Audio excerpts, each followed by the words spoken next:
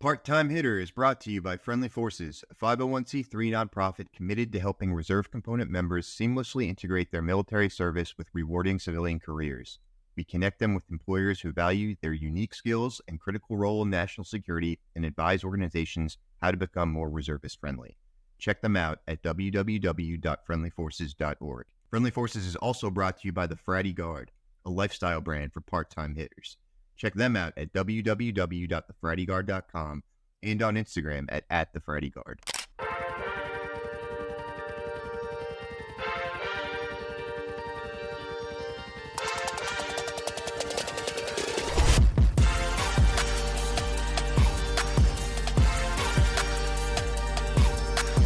I'm your host, Eric Evans, and today I'm here with the biggest celebrity we've ever had on this podcast, Kyle Eberly of Sitreps2Steercos. Kyle is a graduate of the United States Military Academy. Ever heard of it?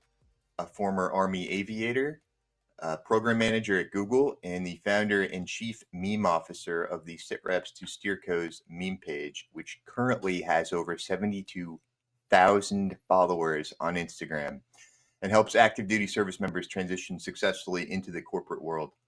So Kyle, thank you for joining us today. It's nice to have an actual pipe hitter on the show finally. So I think that the obvious first question here is, can you get me a job at Google? Probably not. My second question is, because I recently saw something about this on your story, how many of your followers do you think actually understand the name of your page? It's got to be in the single digits, if that. I think people look at it and they're like, they just have no idea what it means. So for the record, for the audience, for the listeners, do you want to explain what it actually means? Yeah, so I think a large percentage of the people who follow it get it on the left-hand side, right? The sit reps. Because, like in the military, you do like, we're going to send up like a sit rep or something, right? A situation report. And so it's the Sitreps2Steercos. And Steercos is the confusing part. So it's steering committee, which to a lot of folks, right, who are in the military, they hear it and they think like the FRG or something, like the FRG steering committee. Like, what is this guy talking about, right?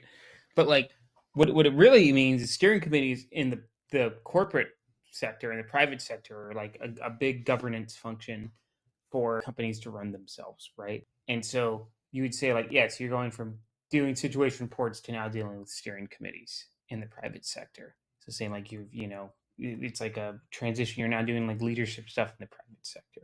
Yeah, I think the first time I heard it, maybe it was in college, because I think like I was involved in some organization. Maybe it was a fraternity that we had a steering committee, and then since then I've only really heard it at like trade associations that I was involved with. But yeah, I saw some guy who on your page, I think you shared it. He said he just got like his first job out of the military, and I guess there was a steering committee, and he finally understood like what the page meant or what the name meant. So yeah, good to get that out there. Yeah, he probably was like working at like Deloitte or something and was supporting like a steering committee for a client. He was like, "Oh, it just clicked. This is what this guy is talking about," So I've sometimes thought like, should I have picked like a different name? But now I think like, no, it's perfect. The brand is just so out there and it's so kind of avant-garde that you can do a lot of things with it. People don't know what it means. It's all right. It's catchy. And yeah, we'll definitely get more into the meme page in a bit. But you've had a pretty interesting kind of arc, I think, from the military to everything you're doing now. So talk to me about kind of how you wound up from being an officer, active duty Army, helicopter pilot, Blackhawks, right? Yeah. To, being in the tech world, being a chief meme officer, doing it big. Like, what did that look like for you? How'd you get here? It's been a journey, and that journey has been, I want to say like when I graduated West Point, I don't think that it was ever in my mind that I would like I knew about grad school, but I was like, it was never in my mind like I would like go do it, or maybe I'd go do it, but like who knew? Like, I didn't know what an MBA was, right? But it was when I was in Afghanistan that like my unit had just, when I was at 10th Mountain, right? and I deployed from 2010 to 2011.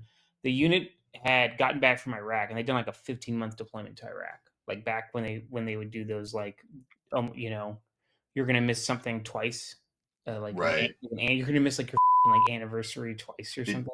did you get extended, or was that like you knew going in? No. I wasn't with the unit in Iraq, but the army used to do 15-month deployments, right? Mm, And these like really crushed morale. So 10th Cap had done a 15-month deployment, came back and did a year dwell at Fort Drum, then deployed to Afghanistan right away. So all the captains or like senior captains there were burnt out. They were so over it. Like it was just like imagine the most like just over it sort of people. Like they still did their jobs and they were good at it, but a lot of them were like, gee, like they've literally spent like the last like 3 years of their life, like the majority of it, deployed in a war zone. And so a lot of them were applying to MBA programs. And I was like, well, what is this, right? This is like, why are you guys all doing this? And I kind of found out that there was like a tier to this system, right? And around the same time, I guess like around the 5 year mark for my West Point classmates who were all getting out. Um, I was like, oh, okay. They were all going to do MBA programs. So it's kind of like a peer group thing where you saw it. And so, but I still had a ways to go. I probably had like 4.5 years before I could get out and something like oh, that. yikes. Oh yeah, So you had that huge ad, so probably. yeah, it's for aviation. So, but I just kind of kept my eye on it, right? And just watched my friends, and I was like, okay, this seems like a great career path, right? Talked to my friends who are going through it, just had the opportunity to learn more about it while I was still in the military. And so I was like, okay, well, this is going to be the goal, obviously. And so, got into an MBA program, the whole top 21 at Carnegie Mellon. And I was like, well, I'm going to be an investment banker. And I went and did investment banking for a summer. And I was like, wow, this really sucks. These people are just terrible. Like, they're just not good people. Just Yeah, it sounds pretty it as a is. career choice, at least as far Well, as the day to day.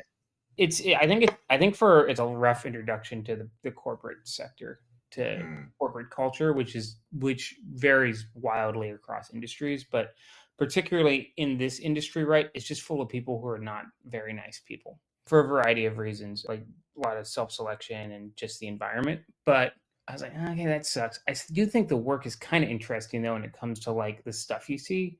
So I went and I did consulting instead, where the people are known for being a lot nicer because consulting is a more collegial atmosphere, right? There's a lot of teamwork on consulting, and so did that. I kind of got tired of that after 3 years, almost 3 years, because did a lot of travel on the front end of it before COVID, right? I was like, it's like 2018, all of 2019, and then 2020 COVID, and like all travel stopped with consulting for like over a year. It was crazy. And so you just were at home just grinding, right? Like you like all the fun, like consulting is a rough lifestyle, right? Because of the flying and the hotels and the separation, and it's very high demanding. But at least you get like the hotels and the food and the like first class, like for you have to deal with the travel, but you get the benefits of like traveling, right? well, And I like all think a that lot kind of of I think a lot of people glamorize that at the start, especially younger people. Like, oh, I get to travel, like rack up points and do all this stuff. And at the end of the day, it's like, okay, I'm flying out to some like suburb of Iowa to like do some random project, staying in like I don't know, a Holiday Inn Express, every week. And yeah, I feel like that's or like probably it. a Fairfield Inn, like you're not going to be staying in the Ritz in like a major city every Right. time, right? You do have projects like that where you do stay at some pretty fancy hotels, but yeah, you could also get put out in nowhere working on and like working out of like not a great hotel. SAP implementation. Yeah. Yeah. It's so the consulting life wasn't for you, it sounds like, after a few Um, years. I mean, I think I just kind of got tired of like COVID kind of played into it because you were at home Mm, just grinding, and like all the like fun stuff of it. Like the only like the stuff that made it like marginally tolerable kind of went away, and I was like, I just don't want this anymore. And like the client interaction went away. Like it's like the whole like interacting with people, through a computer. I mean, I'm like, I have clients where like they literally would not turn on their camera. So I'd be interacting with the client for like 2 months, right? And we like you're speaking like it's like a screen that's like speaking to you, right? This black screen, like some Black Mirror dystopian thing, like, giving you the worst like feedback and instructions did, of your life. You're like, this person did just doesn't give two if I exist.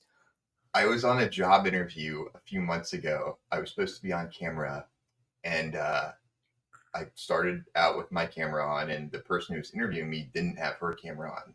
So I turned my camera off. She's like, "Hey, can you please turn your camera back on?" So I had to, do the same thing, like talk to a blank screen the whole time. It's like, okay, like, Why? Yeah, like why why would, would you? It's just so disrespectful. yeah, exactly. I'm like, and I bombed that interview, by the way. So it didn't even Well, matter. yeah, if somebody told you to do that, that's a big warning flag. I don't care what Yeah. fucking company it is. Yeah, so I did that for a little bit, and then I went to this like defense boutique consulting company. It was like all veterans. It's super cool. It's called Acme General Corps, and just basically helping the army like do like innovation work, interacting with startups and everything. It was really cool. Did that for about a year and a half. I really enjoyed it, but like to be honest, like I wasn't making as much money as like I just wanted out of consulting. So I basically took like a lateral move. So I was making like the same amount of money, but like when you leave consulting, you want to be making more money, right? Sure. And it was a super chill job, and I enjoyed it. And I like to really like the people. I have like some good friends here in Austin who I worked with there, but they I just didn't feel like I was kind of getting the like development of the career, like brand progression, whatever you wanted. And I just I met a dude on LinkedIn. Yeah, I rip on LinkedIn a lot. I met a guy through LinkedIn who's a vet, and he works at Google. And he's like, "Dude, you're absolutely hilarious. We should try and get you a job here." And he's like, "I love the sit rep stuff. It's the funniest." And he was a hiring manager, and he helped get me through the hiring process here. And so here I am. Did you talk about, like, did it come up in the interview process or anything like that? Did you talk about it? No, like it was no, I didn't like. We all talked about like my consulting background. Like that was the more interesting thing. I don't know how social media meme lord would have resonated even in a place like Google.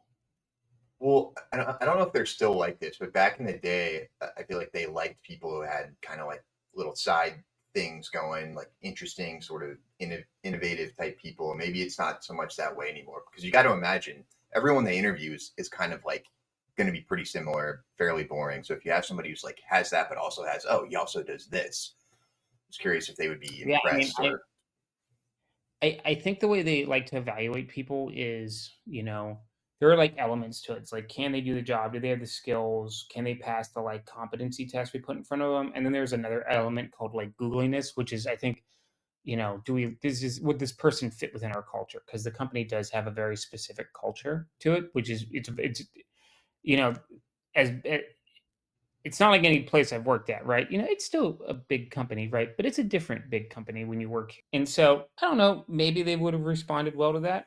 Maybe they wouldn't have. I don't know. But the path I chose seemed to work out because I got hired. have you sort of plugged into their veteran network, whatever they have there, with what you're doing, or kind of do your own No, thing? I really do try to keep the two sides separate, right? Like I don't want to mix up like sit reps and like the thing that I actually like feed my family off of. I would say certainly that having the path I've done adds a lot of credibility to me, right? Which probably helps with people saying like, "Oh, you should listen to this guy."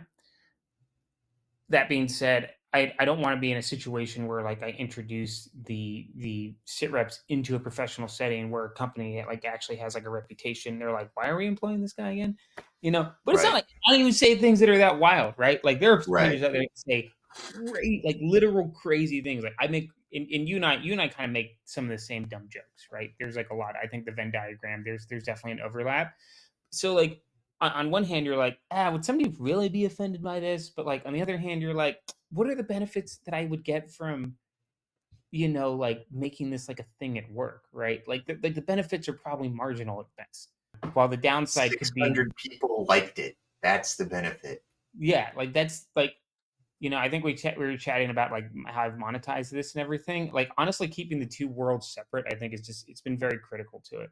But I mean, people at work do know who I am. Like I've had people in the office come up to me and like talk to me about the page, which is a little That crazy. you didn't know? Yeah, that I did not know. I've had people ping me on and be like, "Hey man, you're the dude." I'm like, "Yeah, I'm the dude." Even some people who aren't in the military.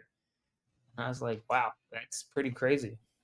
Has anyone ever come up to you, like in public or anything like that, that recognized you or had heard of you? It was like, oh my god, Like let's get a at work, selfie.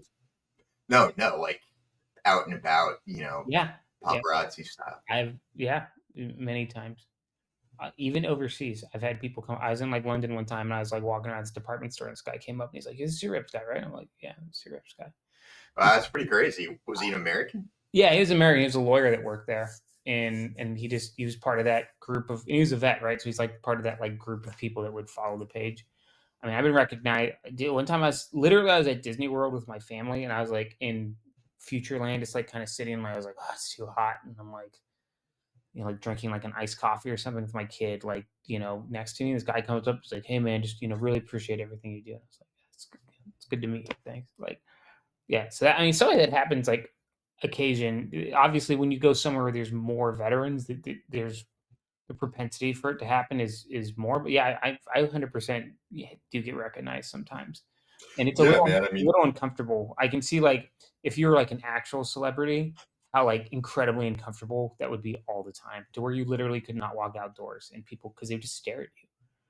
You well, know? you're on your way to that status. I had no idea you had that many followers until I checked. I'm Yeah, like, wow. it's a lot, which makes me think people got like 1 million followers, right? It's crazy stuff. You know? I, how many of your followers do you think are bots? And even those much bigger pages, and someone has like 800,000, 1 million followers, and their content isn't particularly good. It's like, are Yeah. these all bots or Or what? you like look at the comments and it's all just like, what is this? Like, Right. I don't know. I think probably maybe a couple thousand. I don't know if you've noticed this, but like Instagram has like they'll tell you how many like basically will give you an approximation. Of bots. Yeah, of like followers they would call like low quality that you could just like remove it like a button. And I think I've Huh. seen it's like a couple grand.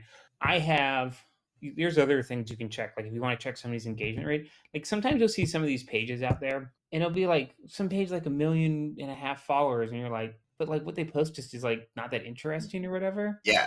And so like you can go and like search up like what like basically like a quality checker for an Instagram page, and there's services that'll run it and be like, oh, their engagement rate is X percentage because based off their posts, and they have this many percentage of like fake followers, and some of them have huge percentages like 80%. I bet most of the big ones have huge percentages of fake followers. Yeah, And like dude, just like the algorithm, I just do not understand it at all. Like you'll use a cuss word, or you'll mention like a gun or something, and the algorithm will penalize you. But then there's literally naked women all over Instagram, and it's like that is fine. But you say like the F word, and it's like, oh well, yeah, that's a I don't certain. get it. Like you see stuff and you're like, this is pornography. And like, but you can post something and like get in like a ton of trouble, right? It's ridiculous. Let me look up here. Hold on, I'm looking up Miss Cody Sanchez. Who's that? Channel quality score 51, followers 1.9 million, engagement rate 0.31%. Right. So I think that tells us all we need to know. Like, I mean, what is a good engagement rate? What should it be for like a? I actually don't know. Let me see. Let me look at mine. I'll have to talk with somebody, have somebody on from Instagram. Although I think they compartmentalize like that stuff so much that your average Instagram like coder or whatever Yeah, won't have any idea either. you need a very specific person. Mine says channel quality score 89, very good. Engagement rate 2.71%. Okay, so I guess that's which is probably a pretty decent rate of engagement, I would think. Yeah, I mean, Um, you could have a I think you could have like a smaller engagement. You could have not as big of a page, but a higher engagement rate, and like that's just like better.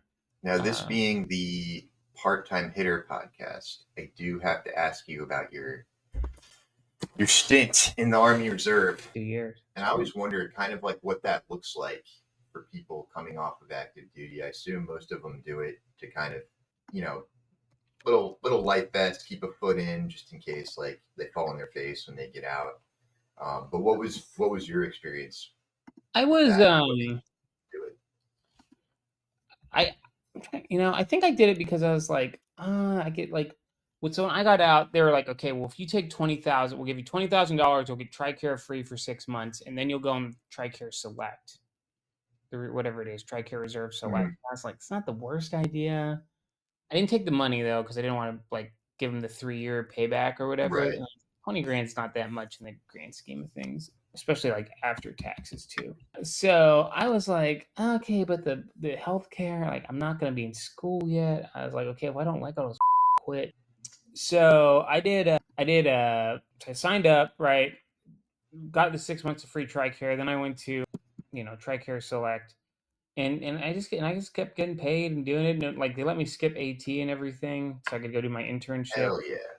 And I was like, yes, I'll put up with this for stupid. The unit I was in was a regional support group, and so they would like they'd run like bases.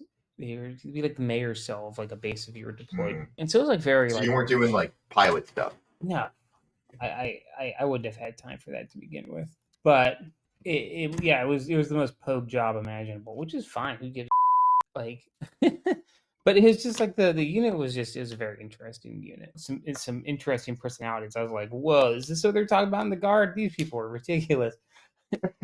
I was like, Dude, I know the culture shock can be real. I see it in my current unit, and it's people will come off active duty into the unit, and they'll be like, oh my god, this is everything's so like, why is this guy doing that? Why don't you guys do anything right? And it's like, all right, just relax. We don't have a lot of time or a lot of resources, so we try to get done what we can, with the resources we have, and over time they kind of chill out and they understand, sort of how it goes, and the impact they can make with, that was like generally like my glide path. I was like, oh, okay, this is just a different attitude when it comes to army stuff, right? And I'd mobilized my last job, active duty in the army, was to mobilize guard and reserve aviation units. I don't know if aviation units are different though, because like you do actually have to like know what you're doing to not kill yourself and fly. Yeah, I feel like aviation in I don't even really know about the reserve, but aviation and guard in the guard seems to be something that a lot of people like really enjoy. I think they're some of the happiest people in the guard, Yeah. but I know they deal with issues of because they have to keep their flight hours current and all that kind of stuff. So they have a lot of like additional work they need to do aside from the weekend drills and ATs and stuff. Yeah, Um, and that's I think that's one reason why I didn't want to do it is I was like, I know how much work goes into aviation, and I was like, oh, it's gonna be tough doing it. So, but have yeah, you been able to apply your Army officer or helicopter skills to any of your, well, I guess your consulting job that was in defense, pretty obvious like well, synergy my there. first consulting job was in M&A. Second one was in defense, and then here doing corporate governance, business operations work. So If World War III kicked off, would you be ready to get back in the saddle and punch out and go to work in a Black Hawk? no, I mean What I if know you were I'm drafted? sure we'd be able to start one up and fly it around. I don't know. I wouldn't want to go do like a sick shit there. So I'll stay in the traffic pattern around like an airfield. But yeah, I think you're gonna ask like, have I applied anything from my army officer days to the private sector? And no, I mean like I'm sure there's some stuff that I do. I just and I know you've got you're like doing the part time thing, right? Like I just feel like the private sector is it's a very different way of looking at work, your relationship to work than the army is, and For like sure. leadership and like I do think like people in the army like naturally like can fall in on leadership roles if they're given the chance and like enough mentoring and like they're given the opportunity to make decisions. But it's not how the private sector works. Private sector just doesn't give you stuff for funsies. Like Something I do see is guys coming off of active duty and trying to, especially if they're in some type of a leadership position, trying to manage people the way you would manage them in the military, which really doesn't work a lot of the time. Some places I've been at, it could actually benefit from that, but they're using like military verbiage, and it's like, dude, what did you just say? What are you talking about? Like, why are you such a weirdo? Why can't you be a regular person? And I feel like yeah, that's, you touch on a lot of that, on your page, but Yeah. Going more into that, what do you see as like, the biggest mistakes or challenges that people transitioning or thinking about transitioning from the military into the civilian world are making? I think the civilian world is the private sector. I don't like using the word civilian world anymore. I just use private sector because I think it's a little more specific, right? Like civilian world life could be very broad spectrum. You can be a crack Sure. addict, be in the civilian world. But like Hell yeah. in the private sector, I think people are incentivized so differently, right? Because they're always looking out for number one in the private sector. And the idea of like loyalty, because like no company really has loyalty to you. And I think most people, once they internalize that, it kind of changes the way they view their relationship with work, right? And so they will do things where they, if they're good, right? And I think most people end up getting good at this, right? If they listen to what they're told and they actually pay attention to what they see, they learn what are the levers that I can pull at work to get me paid more, to get me advanced, to get me left alone, or some combination of those things, right? And so they learn to pull those levers, and that's what they do. And I think so to bring it back to what people do from the military that I've seen, and I've done too, is they come in and they're like, I want to be a team player, and I want to be, I'm here for the company, and the company's here for me. Let's just figure it out, and we have a mission. And it's just like, dude, some of that is true, most of it is not, right? And I think you can be like all about working for your company and believe in what they do, but at the same time, you recognize that if you're not an owner, right? If you are not like a founder of a company, even if you are a founder of a company, but like if your relationship to your work is like at will, right? And so you should do the job that you're paid to do. And if you want to advance in that company, right, you need to learn like how do people get promoted here, because it's different between sectors, right? But like companies promote people based off of like business cases, right? Instead of like in the army where it's like it's your time to get promoted. You know, you've you know Well, I you mean, there's still a little bit of that with like, and there's, it can be pretty cutthroat with like OERs and getting that top block and whatever. yeah. I mean, I So think once you hit like a certain rank, right? Like past major, not everybody makes major, but past major, right? It does become, I think, more like the private sector where right. you are judged more on what the company being the army views as its value out of you, right? But I see people come in, they're overconfident. They think their relationship with work is more like mutual than it is. And like you said, they try to manage people in the army. They try to like they don't know when to like stay in their lane. Right. They wanna do things. They don't do things that will benefit them, or they're like overly aggressive, or they don't understand the like how like the game is played, and when you should leave something alone, and when you should like not leave something alone. And it's stuff I've had to learn too, right? And I've seen some of my managers or coworkers who are like masters of this, who know how to navigate and do so in a way that is like they like tell people, no, I'm not going to do that, and Yeah, here's man. I why. mean, And like they're right, and it benefits their career to say no to stuff, right? seems to me like there's a billion and one like resources nowadays for helping veterans like transition, and for whatever reason, it seems like your page, Sitreps2Steercos, is filling like a gap or a void that like they're not getting that information anywhere else. Like SFL Tap is not helping them with this. SkillBridge probably. Did you do SkillBridge, by the way? No, What are your thoughts on SkillBridge?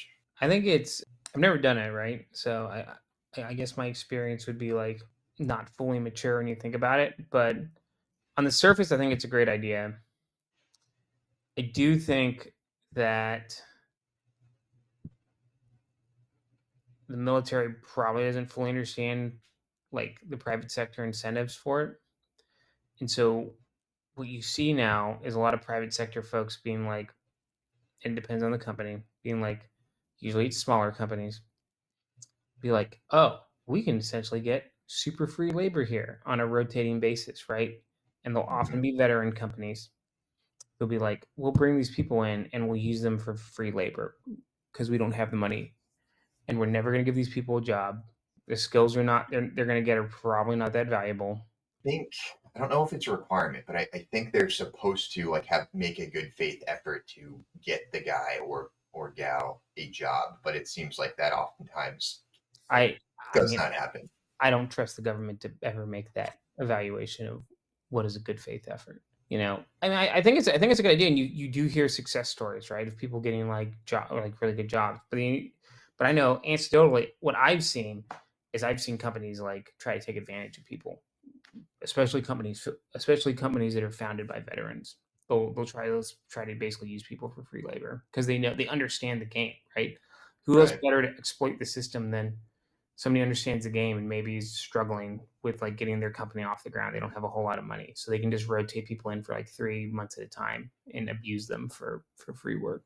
So, why is it that you think? Because I mean, your page is pretty popular. I feel like it sort of opened the eyes of primarily your O3s, your first lieutenants, to like the possibility of, oh, I can get out and use my GI Bill and get an MBA and enter the corporate world. And it's like no one had told them that, or they weren't aware of it like before your page came around, which is sad because like I said, there's all these resources that I've seen that are supposed to be helping veterans transition, and it's like they're getting their information from a meme page on Instagram. I know it's ridiculous, and so you're probably Um, wondering why is that the case? yeah, So what I tell people and the advice I give people if they want to try and do the sort of thing that I do is that nobody wants to listen to your boring stuff at all. And most people are really boring. this is And, very true. and so all these organizations that want to help people, it's like watching paint dry. It's not exciting. Nobody wants to engage with it. It's not funny. It's like being lectured at. Like who wants to be lectured at? Like think about like why people go on social media. People go on social media to be entertained. I don't go in there or to like follow stuff that interests them, right? But usually in the name of entertainment. Like it's media, right? Nobody's going on there to like get a lecture. Dude, And I've tried to explain this to multiple different companies, different government agencies who are trying to get information out. And I'm like, you can have the best information in the world, but if it's boring and doesn't draw people in, like no one's going to find it and nobody's going to listen to it. So you have to have something that pulls people in. And that's where like the humorous content comes in. They follow you for that. And then they see like, oh, actually, this guy's putting out some pretty good information. So I'm getting something out of it too. And, yeah, me at least, I get a lot of my news nowadays basically from memes. yeah, exactly, right. I mean, social media is in half of it. A good example of that is there was some, I think it was in Texas, right? But they were using like the billboards to put like humorous like social or safety messages up, like don't text and drive and stuff. But they were done in a very humorous fashion, and they'd all Mm-hmm. go viral because people were like, "Look how Yep. hilarious this is," and yet they got shut down because they were like, "This isn't professional." We're like, "Well, now people are less safe because of you." Right. Even though it was literally working, it was achieving the outcome that you wanted, but you're so weirdly risk averse that it's like you'll shut it down and defeat the purpose. I What, don't what, what understand that logic. I've told so many people this. I've told advertisers this. I've told people who want to come recruit from the page. I mean, like, look, make things go viral. It's so much earned media. You literally can't buy it, right? Like, you all you have to do is have one thing just hit, and like and you'll get a ton. Like, you'll get so much like recognition, but nobody ever listens because people are like people are like so like hesitant to put themselves out there, right? Or to do something. They're like, well, especially like people in the military, which is funny because the people who talk the most on my page are definitely, people in the Dude, military. there's definitely some assholes, especially that follow you, man. Like everything you say, especially if you wade even slightly into anything that can be construed as like somehow political, it's like half the comments are just flaming it. Yeah, Makes and for some good reading.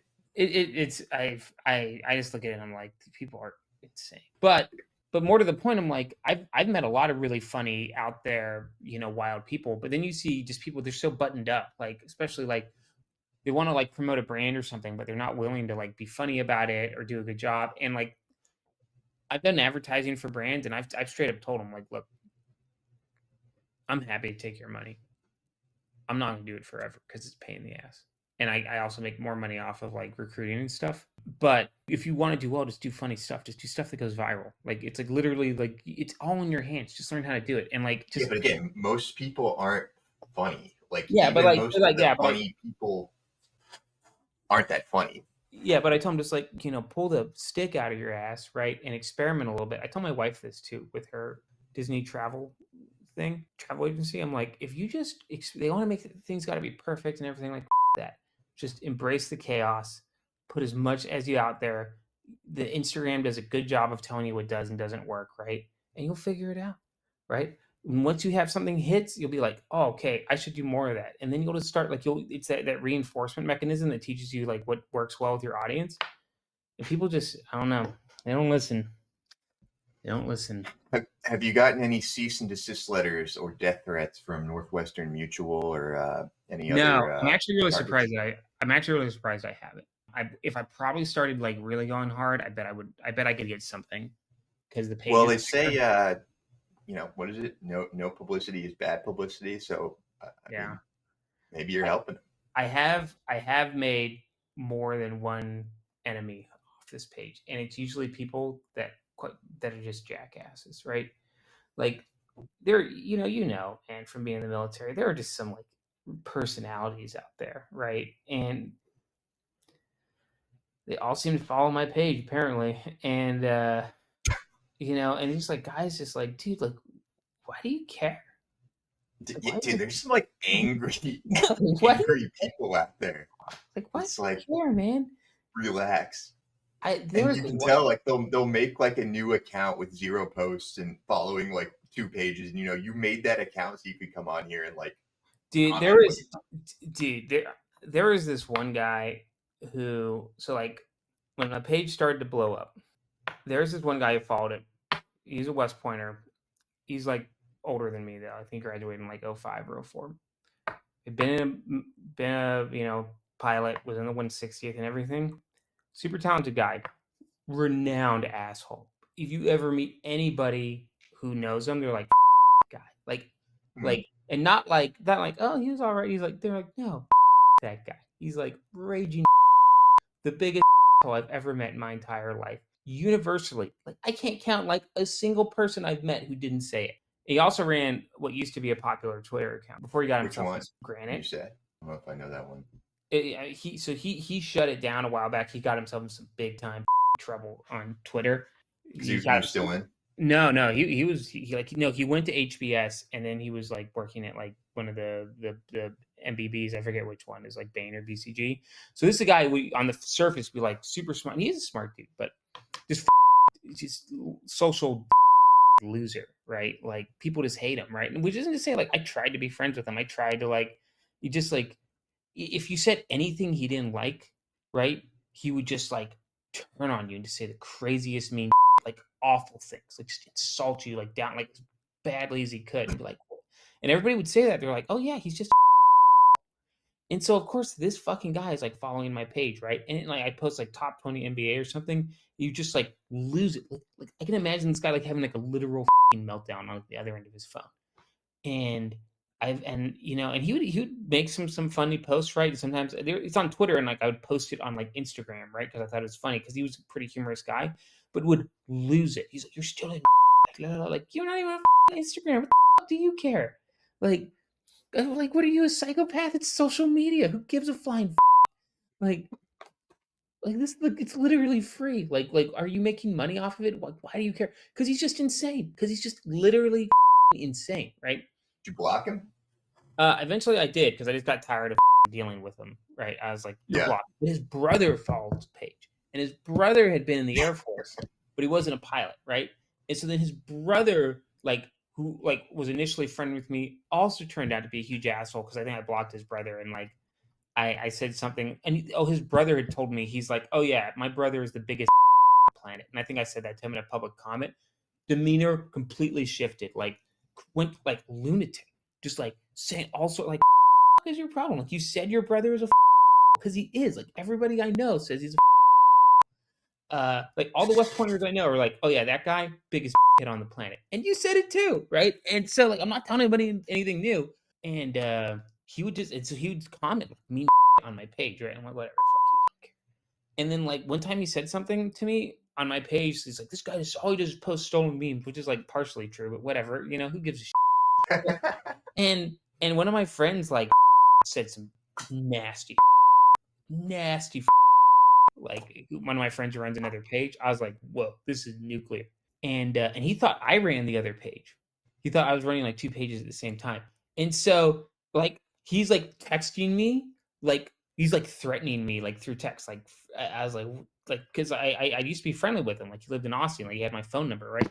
And he's like threatening me. I'm like, dude, go away. Like go touch grass. Like this is not real life. Like this is a meme page. If I'm sorry you got ratioed to the stratosphere by this friend of mine, right? But it's not my problem.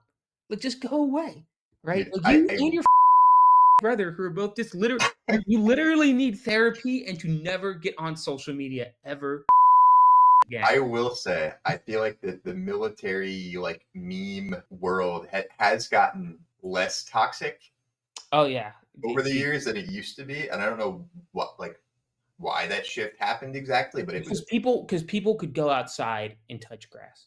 That's why, because they were locked up in COVID and they would go crazy. yeah. I guess that was it. Yeah, just I feel like generally things have gotten better, and I think you're right. During COVID, kind of, I think everyone was shut in. Everyone was just going crazy. Like Yeah, do you remember like the it was like a bunch of like E4s that made meme pages, or like, you know, people who like that DD214 memes guy. That guy was a that guy that guy got thrown off Instagram. He got caught up in the whole censorship Zuck stuff, but he was a and like all the other meme pages are out there just basically run by a bunch of E4s. And they were like, do you remember the more, yeah, you know, the more than just memes thing? It was like, yeah, all of you just like nobody believes or buys any of this. It's like, hey, you guys are the ones causing all this, and now you're like, you know, we need to do better.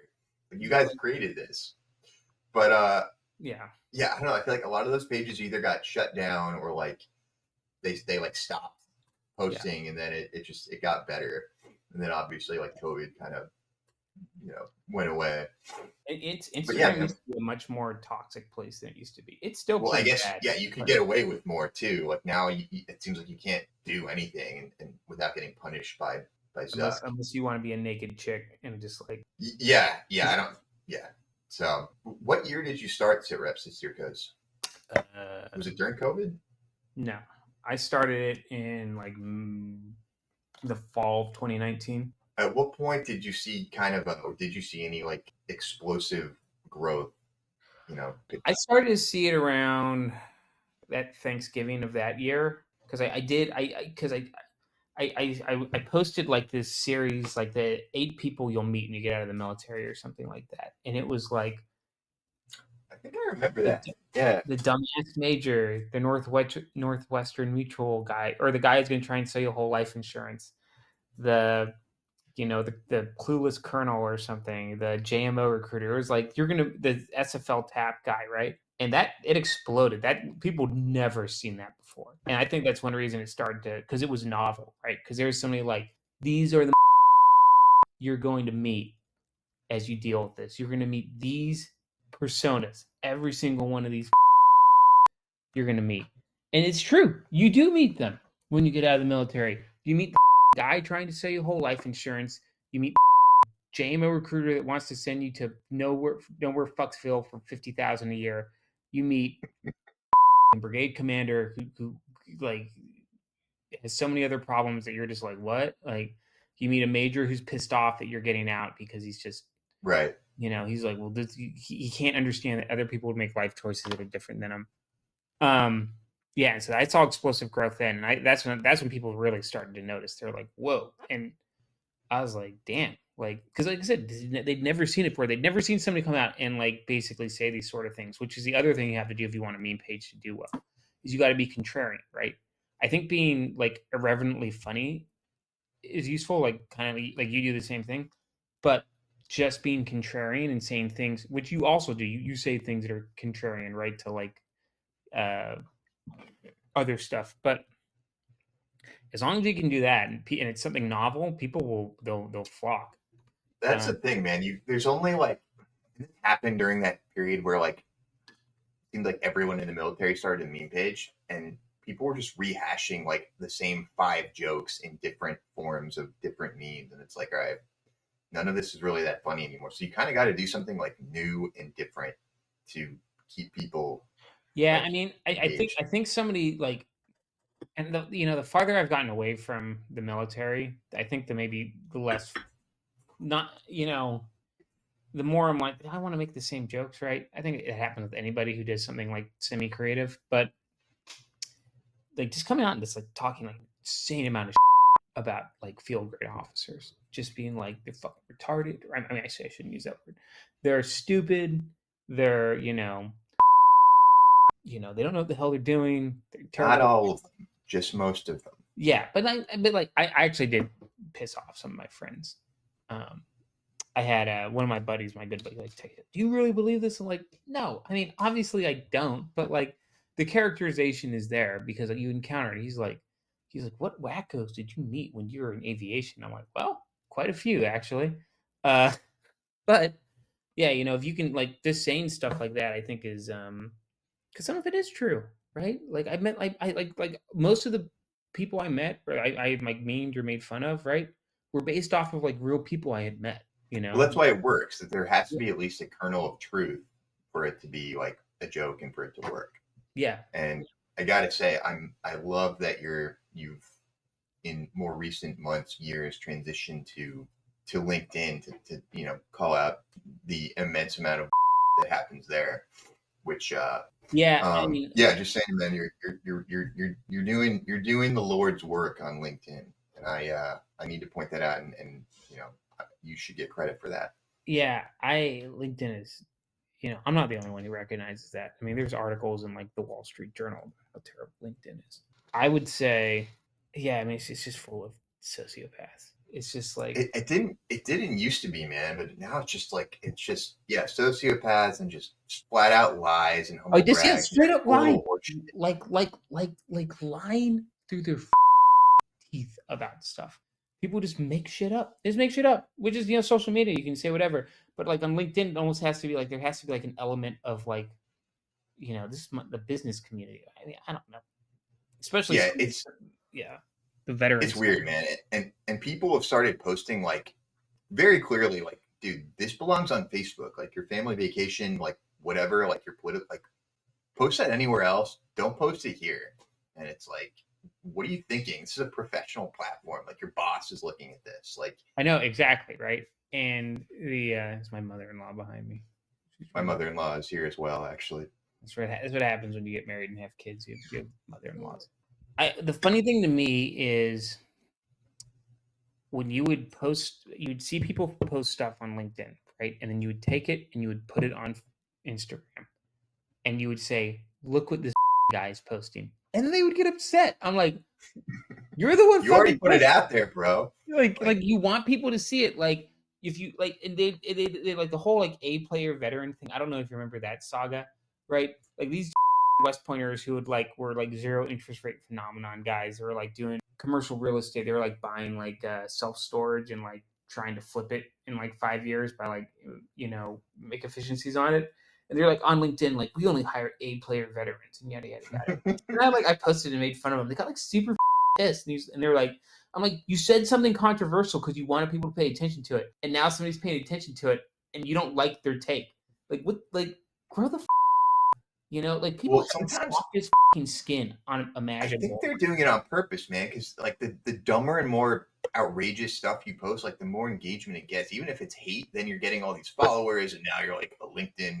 But What is it? Like but the thing is, I would go on LinkedIn and I would like make fun of them, and they blocked me. They blocked me, which was super mm, funny. But that was when I made a LinkedIn page, but it wasn't. It was like miming a person, right? It didn't actually have like my face on it. It was just like it just said Sitreps2Steercos, right. and that went on for a really long time. And eventually, I got thrown off of it. I got blocked, and I think I know why I got blocked. But now we made a company page, and you can't block a company page. So Really? no, you cannot. Interesting. So that Very yeah, interesting. so you can you can use it for whatever you want. Though I do say that we're turning this into something. Me and Wyatt have been using this to make money off of through like recruiting. I think we are a little more conscious about what we do, but still, and Wyatt really runs the LinkedIn side.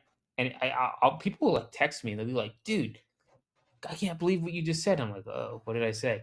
And they're like, "It's not me. It's fucking Wyatt." And I'm like, "Oh damn, Wyatt, this is great. Like A+ stuff. Keep it up." I was like, "It's like you're A learning." player stuff. Yeah, I was like, "This is what I'm talking about. You got to take the fight to the enemy on LinkedIn." God, this is just, especially in the veteran community, man. It's liars out there. I mean, there's a lot of liars. We just see people just straight up make stuff up. Well, that's a reason I wanted to start this podcast. Because you see that a lot of it on LinkedIn. It's like, it's a former Navy SEAL or whatever doing a podcast about I was Navy SEAL. I did soft stuff. I'm cool. It's like, got it, man. It's boring. I've heard that for 20 years. Like, let's hear from like real people saying like funny, relevant, and not just like Something that's this. going to help me, right? Or be like, I was Yeah, a special operator, and now I'm going to help you maximize your performance mindset in the business world. I'm like, guys, all that's yeah. It doesn't really apply, dude. Like, I'm I like, get do you it. know You your repelled out of industry? helicopters. Yeah. Do you know your industry? Are you good with people? Do you have a sense for the winds blowing? That's really more important than saying like transform your mindset. It's like the whole alpha male. It's like alpha male boot camp. Like just stupid. I don't know. So what's next for sit reps and steercos? Where do you go from here? You got a 5 year plan. You scaling.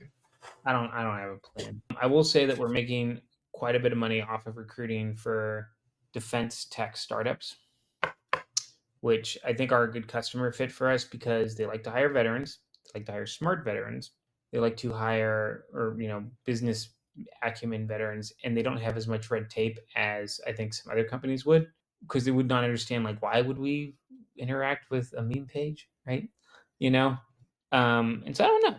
I would say this has turned into more of a business than I anticipated it turned into, but it's still, oh, it's interesting. I don't have a 5 year plan. If anything, I I mean, just it's at the end of the day, it's fun too, right? It's just fun. Like it's it's fun. entertaining. It's a lot of fun to be able to like move conversations or be a voice, right? And like, there is an element of like mini celebrity to it that I think is fun too. It's sometimes a little weird. Like going Army Navy can sometimes I feel has gotten weirder because you're now like in the like center of like people who might know who you are and like Yeah, I feel like you're always in like the box seats or whatever. Do they hook you up because you're like a prestigious alum now, or are they going to name no, a wing no, after you? I don't think West Point wants to have anything to do with my page. But I just know a lot of people because the page you just know a lot of people Mm. with the page, right? And the page is focused on going from military to business, right? So business people generally, do stuff like box seats, right? So you get the chance to, get hooked up a lot. Yeah, dude, just the network you would Yeah, have the developed with the network's page would be awesome. insane. If I had like no job or whatever, and I don't know, you might try to use it to do like a VC fund or something, but probably VC funds are overplayed out anyway. It's just So we're coming up on an hour here. What are your parting thoughts that you would leave with, some pissed off, jaded junior officer who doesn't know where his life is going? Should he start a meme page? Should he go to HBS? Should he go to Phoenix University?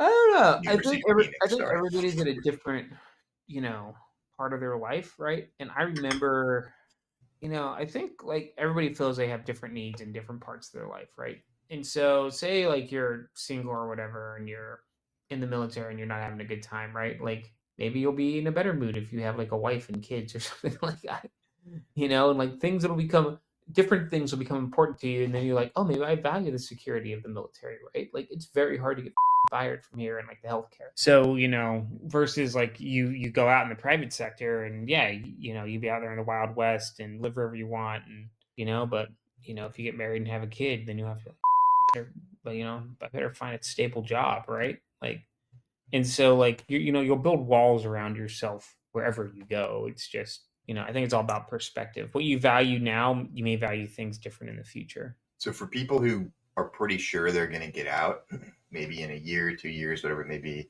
what can they or should they be doing like with that time to kind of set themselves up other than just doing the standard like Army SFL classes or whatever? I think just, the military is such a big network.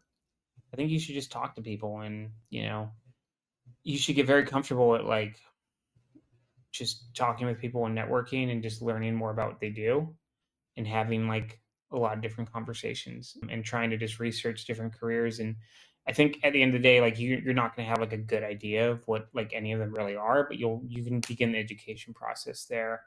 I think that's one of the most important things you can do. That being said, there's some organizations out there that I think are not good to like, deal with, if you're like searching out there in the military, you're like, oh, like, do I go to happy hour, run by this organization? Maybe not. Like do some background research on the guys, right? It's so tough for them if you're in the military. You just don't have the context to be able to like look at somebody's bio and tell if they're it or not. Well, and that's why your page like is so important, because by mocking some of those organizations, I think people start to get the idea that those are, people organizations maybe they should avoid, which no one else is probably going to tell them. Yeah, I know. It's crazy. So are you a hero? Whatever. I really can't say, but yes. Yeah, I mean, just talk with people, and big world out there, right? Free market on your own. Nobody's gonna help you, So, but like, yeah, on that yeah, on that positive note, it is a positive note, right? Because I think it lights a fire under your ass. It's so easy to be lazy when you don't have anything that's like motivating you to do stuff, right? Yeah, and I'd probably add like, do something, maybe a passion or something for fun, like what you did, starting something, and see where that takes you. I will say a network. If you build something that's useful, a network will just come to you. Like it's the God honest truth. So, by the way, have you ever been quoted in like articles or anything based on? Yeah, I have. I don't like anything too respectable, but I have. I like yeah, I have. I've been invited to stuff. I think everybody's always a little, probably rightfully so. They're probably like, do we really want to like this guy like the humor is just like a little like too obtuse, It's a boomer mentality, man. They got to move past that. They want to engage. I know, and they'd be like, do we really want to like quote this guy or interact with this guy? And to be honest, like, and yeah, this is what I tell people. I have my voice right through my page. A lot of people like it. I don't care if you like me or not, right? Like there's one reason I don't mix stuff up with work, right? Like I don't like I just very clear separation between the two. But at the end of the day, I don't care like if you like me or not, because enough people do like me because the things I say are useful and true, and I'm really I'm not that big of an with people, right? There's just some really ridiculous characters out there, and they're really easy to parody because they're just some crazy hardos that come out of the military. Well, I'm going to quote you. You can quote me. And for the the 6 people that end up listening to this, hopefully they got something out of it. So, Kyle, thank you so much for joining us here this evening and sharing your story. For the listeners, follow at Sitreps2Steercos on Instagram, and stay part-timing out there. Kyle, thank you so much for being here, man.